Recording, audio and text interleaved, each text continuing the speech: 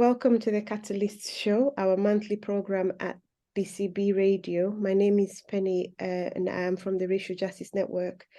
Today we have Joe Williams and Mama D. Some of you will be familiar with Mama D because we've done several programs here, including the one that we did last month on carnivore and cultures and trips to the UK in Symposium by that. But you'll also be familiar with Joe, most likely, and Joe's work around Leeds, which is not far from Bradford. And for the program, so I'll ask them to introduce themselves, but welcome both of you. Thank you. I'll ask for a little bit more of an introduction as we begin. But for today's program, we're going to focus on, most of you are aware, we're going into October, and October is Black History Month, and there's usually a lot of activities and talks and events happening around that. So we wanted to kind of begin with delving into why and what it means.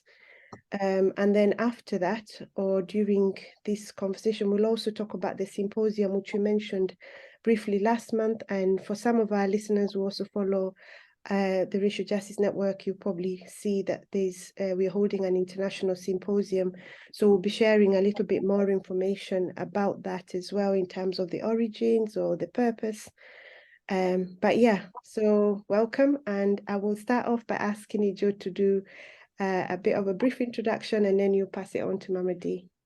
Hello, everyone. It's an honor to be here, and just hearing the information about the work that you guys do, it's very humbling. So my name is Joe Williams, and I run Heritage Corner, which delivers the Leeds Black History Walk.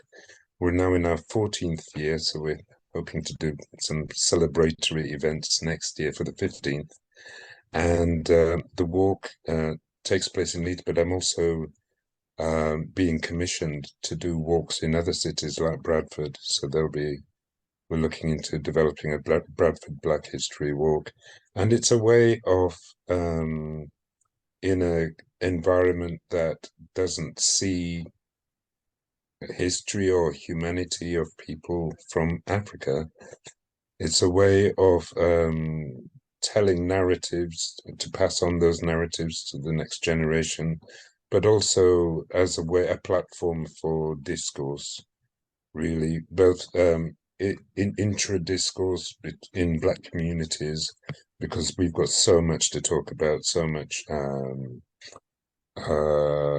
issues, and that we need to, come together to resolve, but also intra-community between West Indians and Africans, between Europeans and Africans and West Indians, so that, and everybody else, the wider community. We need discourse, and we also need disruption to the mainstream narrative if it goes against our well-being. Thank you. Thank you, Joe. Yeah. I want to start with a quote from Ngũgĩ from, I believe, Wizard of the Crow, one of his books. He says, "Our lives are a battlefield on which is fought a continuous war between the forces that are pledged to confirm our humanity and those determined to dismantle it, those who strive to build a protective wall around it, and those who wish to pull it down. Those who seek to mold it and those committed to breaking it up. Those who aim to open our eyes, to make us see the light and look to tomorrow, and those who wish to lull us into closing our eyes." Yes, the warriors amongst us, and thank you, Joe, for your work. And I hope that I'll be able to attend the celebrations for the 15th year of operating, because in these times, that's a great achievement. As Mama D, I'm a co-founder of Community-Centered Knowledge, community researcher and facilitator. I hope I make things easier. but I think I probably start to make them harder first, more difficult, more challenging, more provoking. And by disrupting the lull that we've fallen into, all of us, we birthed the food journey, which is a multisensory immersive experience to help us engage as communities with the knowledge held in our bodies, and therefore to provoke and interrogate the kind of status quo and habitus that we've fallen into from purely cognitive knowledge that has been brought to us, to recognize that that which we have within is able to really interrogate and learn more, and how to be in this world in more affirmative ways, in more mutually healing ways. So yeah, that's our work, and ever since we've been doing this since 2014, and it's come to a point where we're really exploring embodied trauma in all of the bodies that engage across what people refer to as either the Anthropocene, which is the period in which humans really significantly started to alter the shape of the earth for the human and the more than human, or it's alternatively referred to as the Plantationocene or the Capitalocene for obvious reasons. Thank you both so much. So yeah, we said that we'll begin with just kind of, and you've already touched on it, the Black History Month. And I know there's a whole history in terms of who brought it, how did it start in the UK? I think somebody in Lambeth Council, I can't remember her name, started it. So there's a whole history of why, but now that it's become a thing that's done annually, and for those of us who feel certain ways around equality, diversity, and inclusion, it feels like it's the month where people come forward, they step forward and take action or inquire about the history of Black communities, African communities, African descent. But I'm interested to know, and you can get into either one, in terms of why we have it, from your opinion. And again, and I know we've kind of mentioned this briefly about the impact of African British people, African, or you kind of focus around British history, but the influence and the impact that we've had here as well. But really to delve into why Black History Month, or what purpose do you think it serves? Again, I'll start with you, Joe. Right. Well, it's quite interesting. People say, well, it shouldn't be a month because it's 12 months of the year. But I certainly appreciate that October has come to mean people thinking about engaging with Black people, because that we were going to be ignored anyway. So to actually have a space of time where that attention comes is actually quite welcome. But I think it's actually empowering Black people themselves to embrace Black history 12 months of the year, because there were times when we couldn't, when there wasn't access to information, etc., etc. So I like also how it's kind of expanding.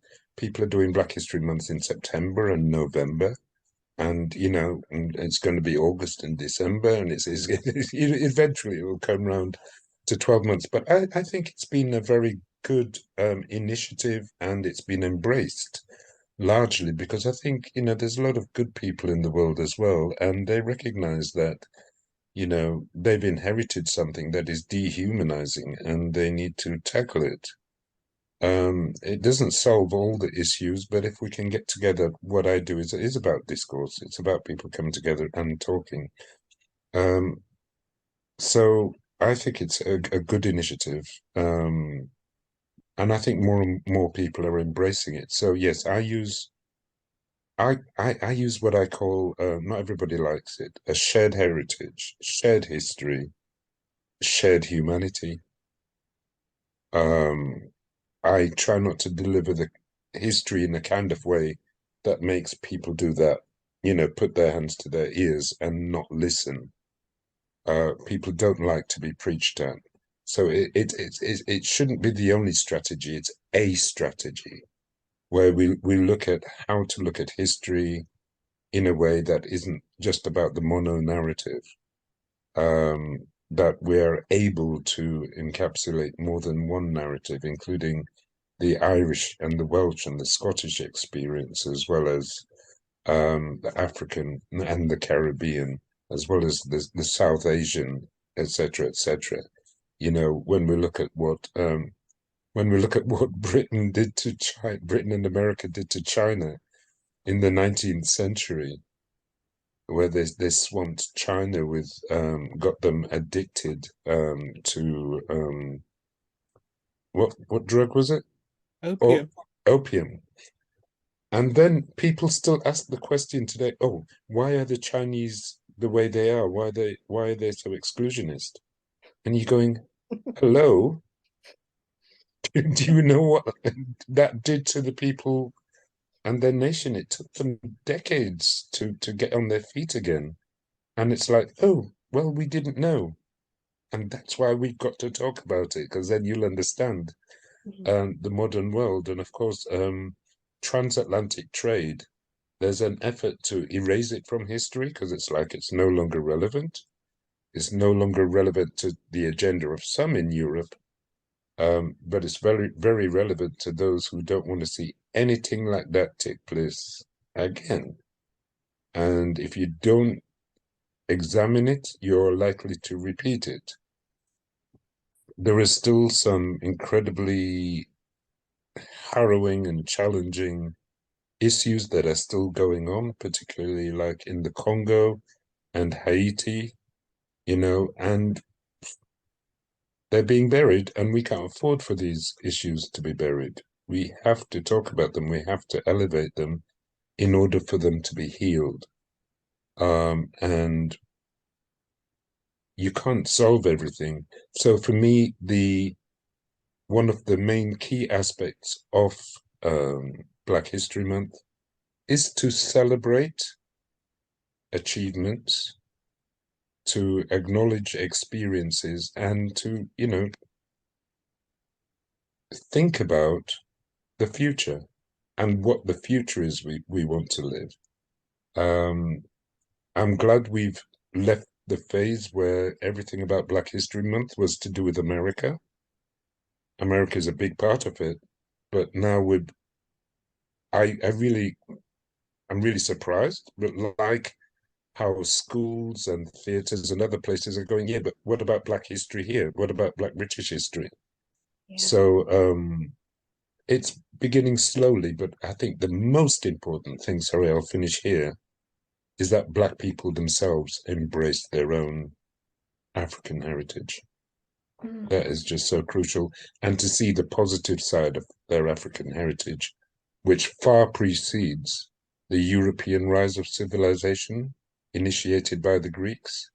And that's what makes it, you know, complicated, and it's used as a weapon to obfuscate our achievements from the past, because they changed the names of everything, you know. So pyramid isn't a pyramid, that's a Greek word. The Sphinx isn't a Sphinx, that's a Greek word, but it shapes our thinking to put Europe at the center. And when you go back to the Nile Valley words, you get a sense of ownership of, oh, right, oh, that was us. Nub means gold. The Nubians not only mined gold, but they crafted it superbly. You know, I mean, the technique was amazing.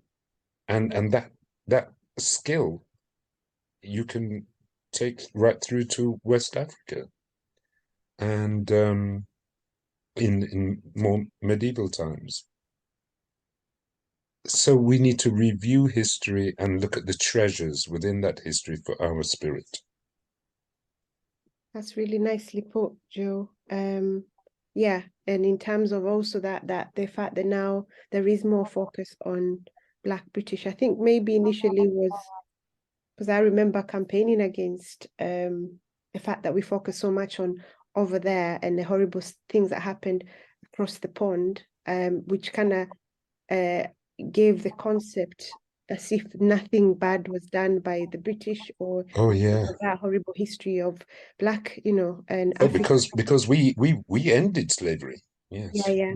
Yeah. So this recent focus on the fact that there's obviously been migrations and, communities, diaspora communities living here and connecting it back is definitely, but yeah, and I hear you in terms of like the celebrating of achievements as well as acknowledging experiences.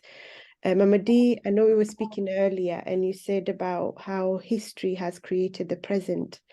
And yeah, still in kind of times of exploring what purpose or who this history serves. I know what Joe has said, but I'm interested to hear your take on that, but also a little bit more about your thoughts around Black History Month.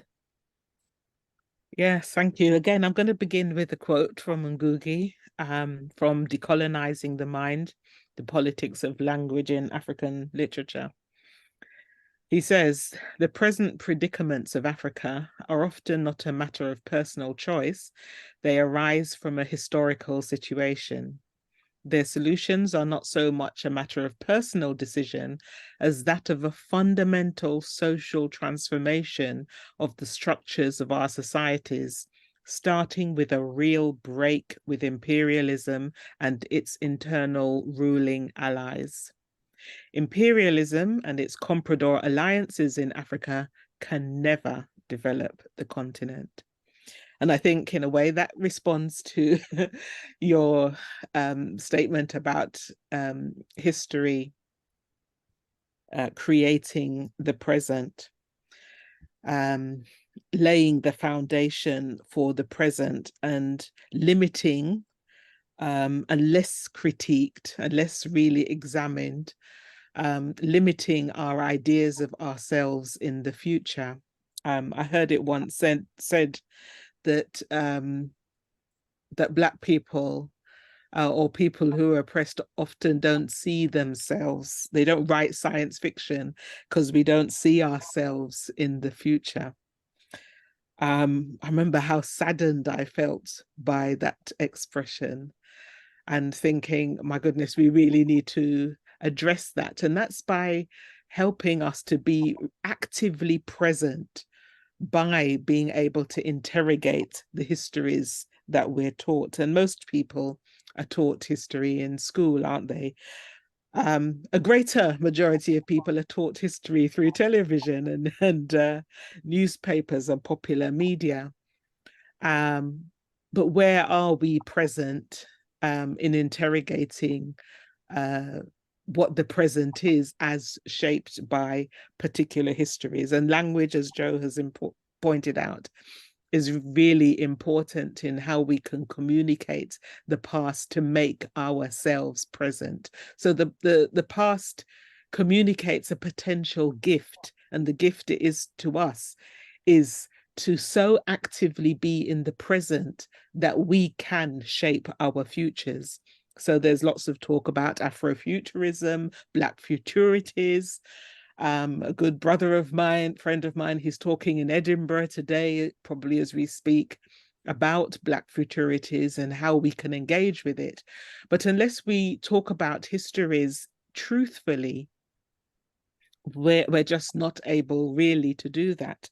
And we do have to be really critical about how the presents are shaped. I'm acknowledging the fact that Caribbean people, as a set of people whose lives have shaped the industrial societies of the Western world, their histories are slowly and deliberately being obliterated.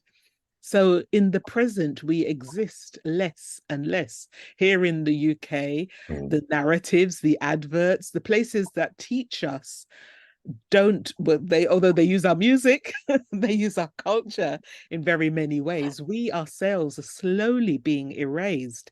And I want to ask in a challenging way for those people who are listening to this program, those of you from Africa, different African diasporas, how much are you engaging with that reality? How much are you ensuring you know, the kinds of past narratives of that are shared, because, you know, 400 or even less years ago, my family were from continental Africa. But how much is that reflected in the kinds of presence and the present day cultural realities of exchange and conversation? Yeah. The idea of creative ability, how much is it acknowledged, these cultures of the Caribbean being erased currently? How much is that factored in thinking about Black futurity now in our science fiction, which is really a way that we have of trying to imagine ourselves and in the future and imagine futures.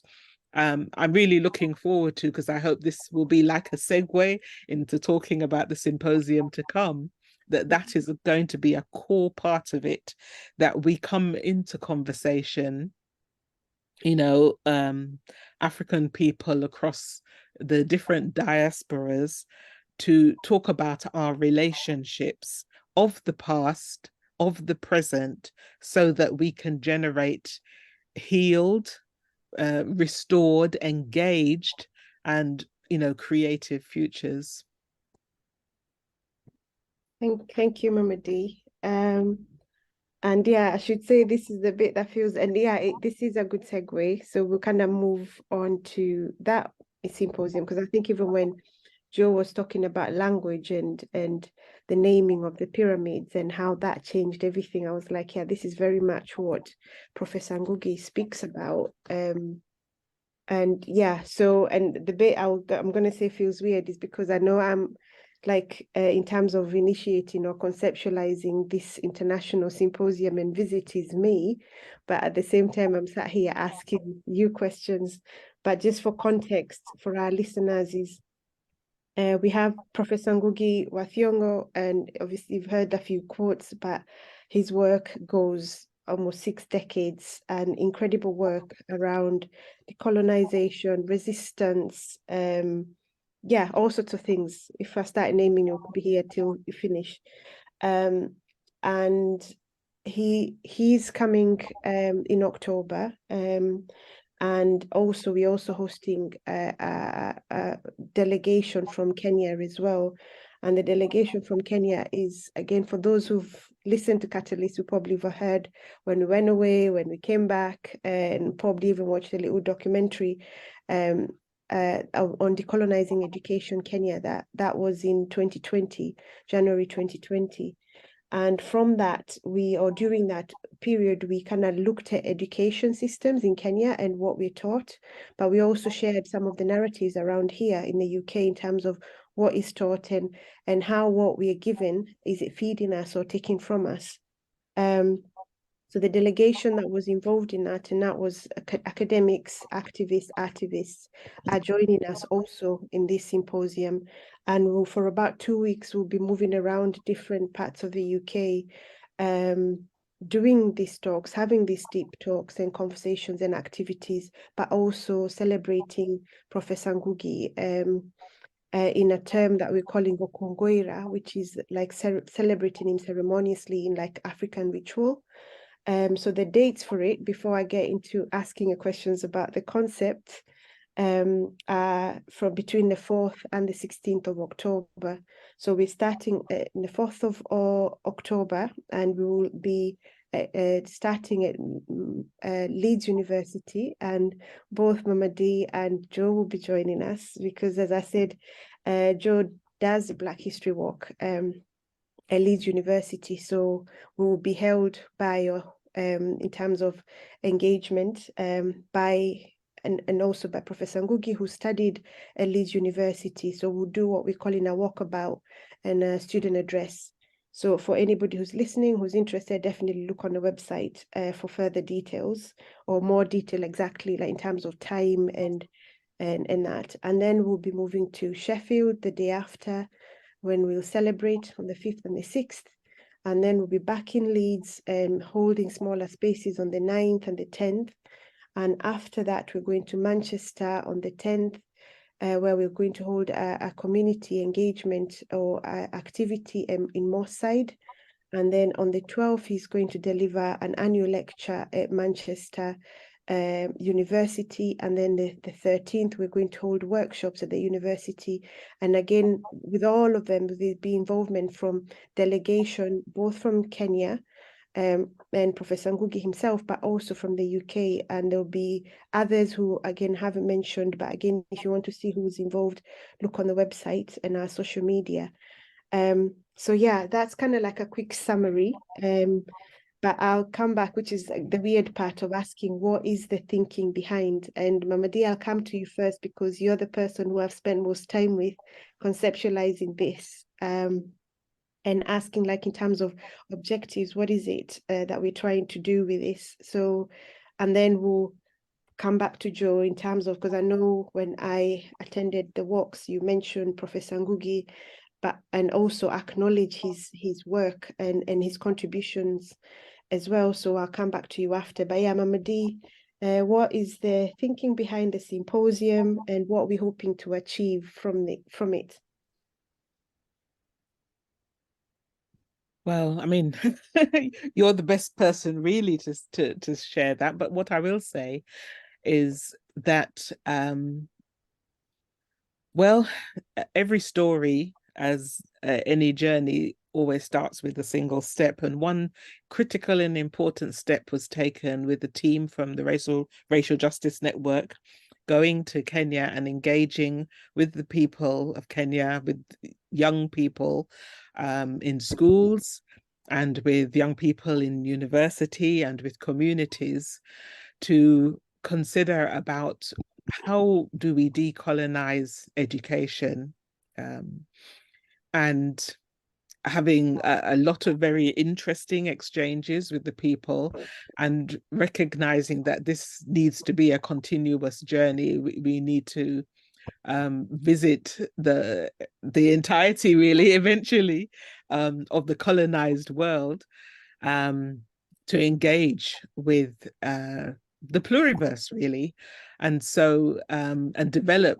principles and practice, what is referred to as decolonial praxis, in order to recover ourselves and to de-link from the practice and the theory of coloniality, of colonialism and coloniality. So here we are going to be in Britain having a symposium, having a chief architect of decolonial praxis, Professor Ngũgĩ wa Thiang'o, to accompany us together with scholars from the University of Nairobi and also activists outside of the university who are people who work closely with the community, to share with African diaspora people and wider diasporas of the global majority worlds, to try to figure out between ourselves what really constitutes decolonial practice. I hope I've given it a reasonable a summary, but you know that I have to put a quote, a little quote in there from Ngũgĩ, and it's a question that's asked of Africa, but it can be asked of everybody and all people across the kind of colonial axis. He asks, this is from Wizard of the Crow: why did Africa let Europe cart away millions of Africa's souls from the continent to the four corners of the wind? How could Europe lord it over a continent 10 times its size? Why does needy Africa continue to let its wealth meet the needs of those outside its borders and then follow behind with hands outstretched for a loan of the very wealth it let go? How did we arrive at this, that the best leader is the one that knows how to beg for a share of what he has already given away at the price of a broken tool? Where is the future of Africa? and to extend that's what and where is the future of African people of the pluriverse who have been colonized. We need to reshape it and give thanks to Racial Justice Network for inaugurating this process by which we're going to come together and we're going to talk that stuff. Wonderful. I would say give thanks to Racial Justice Network for so much of the work they do, but particularly for this, how it's been described, the empowerment of young people in Africa, as well as looking over here and looking at language.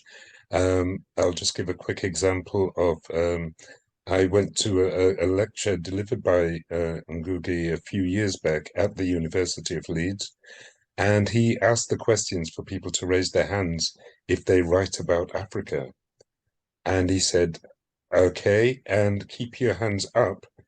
And a whole load of students and teachers put their hands up. And he says, and academics, he said, keep your hands up if you write in an African language. And of course, all hands went down. And he said, can you imagine writing about Italian history without understanding Italian, the language of Italian, or going to Italy, because many of the people writing about Africa hadn't been to Africa either. And so in response, Mama D, to your quote about, why did Africa, sometimes you can't account for gluttony. If you invite somebody to your house for dinner and they're not happy with the meal that you serve and they're going through your cupboards and they're just helping themselves and take what they want and destroy things in the process, nobody's prepared for that. You expect some kind of humanity.